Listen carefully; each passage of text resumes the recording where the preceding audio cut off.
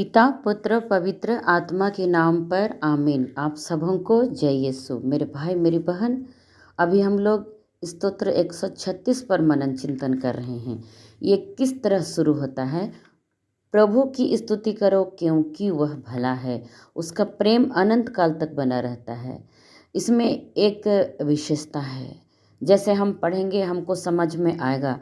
हर एक वचन का दूसरा भाग एक ही है, दोहराया गया है। पूरे स्तोत्र में उस वचन को दोहराया गया है। और अब हम देखते हैं हर वचन का दूसरा भाग सेम है, एक ही है। क्या है? उसका प्रेम अनंत काल तक बना रहता है। हालेलुया। लिखने का एक तरीका होता है, उसके लिए नहीं है, बल्कि पवित्र आत्मा ईश्वर इस स्तोत्र में एक बहुत बड़ा संदेश हमारे लिए रखा है। ईश्वर के बारे में जो चीज़ सबसे ज़्यादा हम बता सकते हैं, सबसे ज़्यादा हमें बोलना चाहिए, वो चीज़ यही है, उसका प्रेम अनंत काल तक बना रहता है। हालेलुया। ये घोषणा हमारे सामने की जा रही है कि ईश्वर का प्रेम जो है, प्यार जो है, उसका कोई अंत नहीं है। ये बात प्रभु हमारे सामने रख रहे हैं। हमारे सामने जो भी चीज़, जो भी भलाई, जो भी कृपा हम महसूस करते हैं, जो भलाई को हम देखते हैं, सबके पीछे एक ही बात है मेरे भाई मेरी बहन। क्या है? उसका प्रेम अनंत काल तक बना रहता है। बने रहने वाला ईश्वर का प्रेम उसकी घोषणा है। ये स्तोत्र वास्तव में ये घोषणा जो है, प्रभु के अनंत काल तक बने रहने वाला प्यार है, एक प्रकटन है, उसका सेलिब्रेशन है कहना चाहिए। उसको हम लोग मना रहे हैं। अब हम देखते हैं, साथ साथ ये हमको बताते हैं ईश्वर का प्रेम जो अनंत काल तक बना रहता है, वही हमारी स्तुति का कारण होनी चाहिए। अनंत काल तक हम उसकी स्तुति निरंतर करनी चाहिए। क्यों? क्योंकि उसका प्रेम अनंत काल तक बना रहता है। हर भलाई के पीछे उसका प्रेम अनंत काल तक बना रहता है। बराबर इस वचन को देते हुए पवित्र आत्मा हमसे क्या चाहते हैं कि हमें भी इस तरह की स्तुति करने में आनंद आनी चाहिए। प्रभु की महानता का बखान करते हुए हम लोगों को चाहिए कि हम इस शब्द को प्रयोग करें। क्या कहें? प्रभु तेरा प्रेम अनंत काल तक बना रहे। ये घोषणा प्रभु को प्रिय है मेरे भाई मेरी बहन। बाइबल में 2 ऐसी जगह है जहाँ पर प्रभु हमें प्रकट करते हैं कि इस तरह से प्रकट करने से उसकी महिमा आती है। पहली बात, पहली घटना हम देखते हैं वो दूसरा इतिहास ग्रंथ के अध्याय 5 में, दूसरे इतिहास ग्रंथ के अध्याय 3 में। वहाँ पर सुलेमान जो है प्रभु के लिए एक घर बनाए हैं। हमने देखा कि दाऊद घर बनाना चाहा तो प्रभु ने उनको अनुमति नहीं दी, कहा कि तेरा बेटा बनाएगा। सुलेमान ने घर बनाया है और मंदिर बनाने के बाद उस मंदिर में सभी लोग, उस प्रतिष्ठा के समय सारे लोग एकत्र हो गए हैं, सारे इस्राएली एकत्र हो गए हैं। सभी लोगों ने ईश्वर की आराधना की। क्या कहकर कहा? दूसरा इतिहास ग्रंथ के अध्याय 5 वचन संख्या 13, वे सब के सब बोल उठे, प्रभु महान है, उसका प्रेम अनंत काल तक बना रहता है। जब इस तरह वे घोषणा किए, तब प्रभु की महिमा पूरे मंदिर में आकर फैल गई। एक बादल, महिमा का बादल पूरे मंदिर में ईश्वर की महिमा भर गया। यहाँ पर पुरोहित भी वहाँ पर सेवा नहीं कर पाए, है ना। और इतनी महिमा अधिक छा गई कि पुरोहित वहाँ पर रह नहीं पाए। कब? जब उन्होंने ये बोलकर स्तुति किया, उसका प्रेम अनंत काल तक बना रहता है। दूसरी घटना हम देखते हैं दूसरा इतिहास ग्रंथ अध्याय 20 में।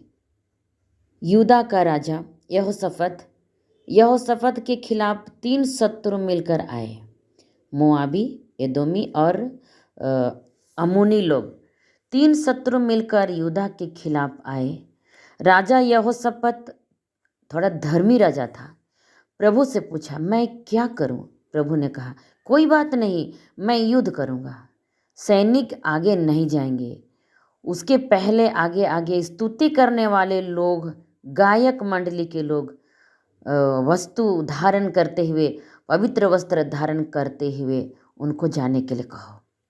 और जब युद्ध शुरू करने के समय, युद्ध करने का समय था, प्रभु ने राजा को ये प्रेरणा दिया, लोगों से कहो, लोगों से कहने के लिए कहा कि जो आगे आगे चल रहे हैं वे लोग स्तुति करने वाले लोग हैं, स्तुति करने में निपुण लोग थे, जो आराधना के लिए अपने आप को तैयार होकर के जा रहे हैं, ये लोग थे, स्तुति में निपुण लोग थे। उनसे कहो कि वे स्तुति करें। प्रभु ने राजा से कहा। दूसरा इतिहास ग्रंथ के अध्याय 20 वचन 21 और 22 में हम लोग पढ़ेंगे इसको। वे क्या स्तुति किया? उसका प्रेम अनंत काल तक बना रहता है, हालेलुया। इस तरह स्तुति किया। तब अचानक प्रभु का सामर्थ्य पड़ा, तब शत्रु वापस में लड़ने लगे। अचानक प्रभु का सामर्थ्य उतर आया, शत्रु अपने अपने लड़ने लगे। यूदा के वंशजों को, यहोशाफात के सैनिकों को युद्ध भी करना नहीं पड़ा। वे स्तुति करते रहे, ये बोलते रहे। क्या बोल रहे थे?